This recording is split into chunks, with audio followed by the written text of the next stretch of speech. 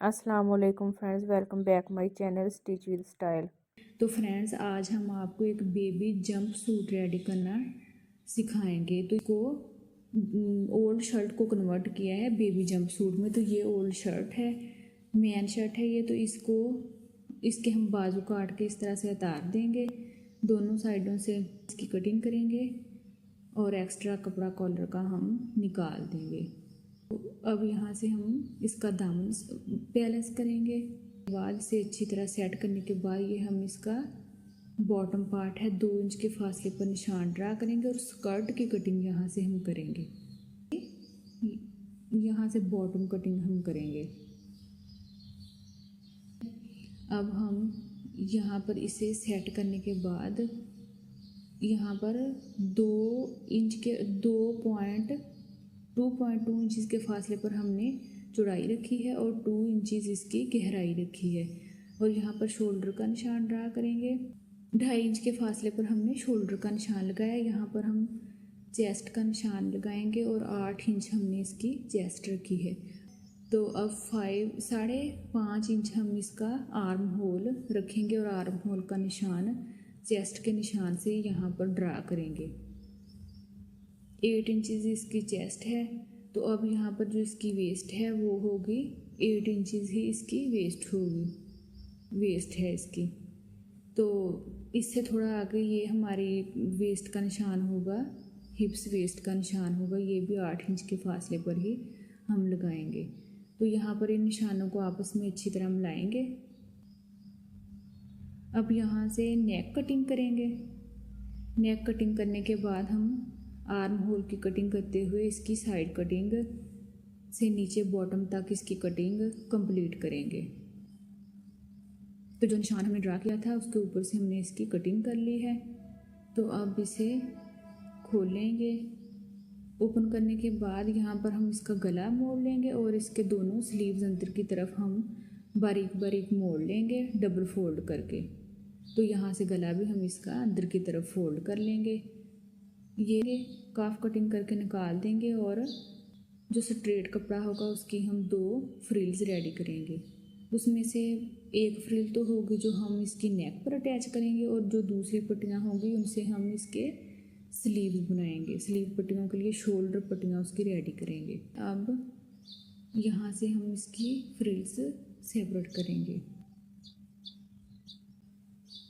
अच्छा, तो ये जो ज़्यादा बड़ी फ्रिल है ये हम इसकी नेक पे अटैच करेंगे।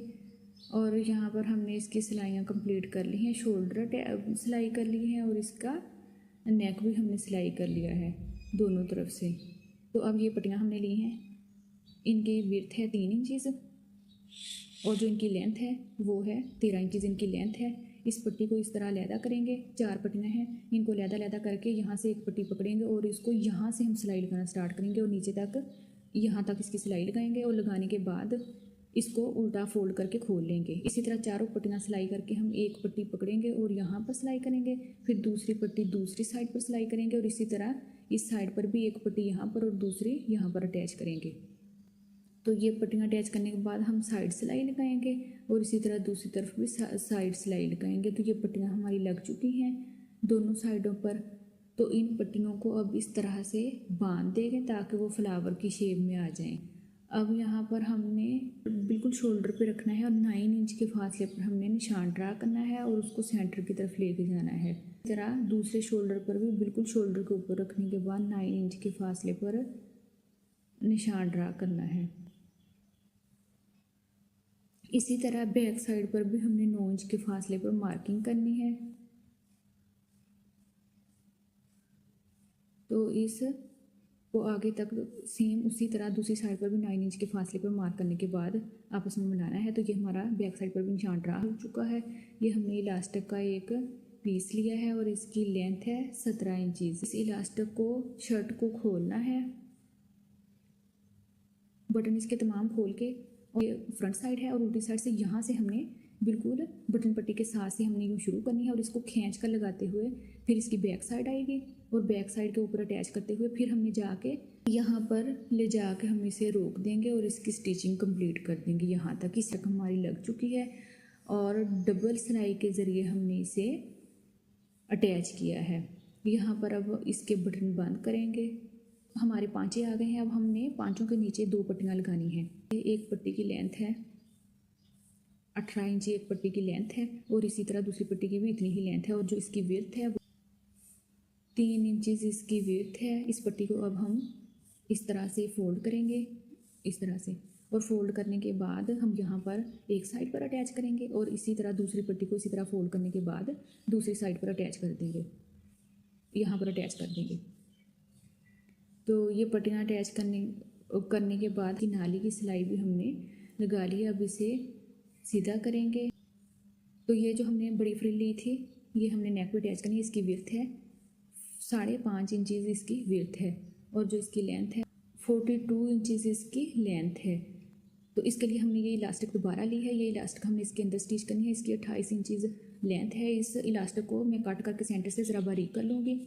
तो ये बारीक करने के बाद ये इलास्टिक हम पट्टी को यहाँ से सिलाई करेंगे और सिलाई करने के बाद इस पट्टी को यहाँ से पकड़कर इस तरह खींच के इस पर सिलाई लगाते जाएंगे इलास्टिक को अंदर एंड तक।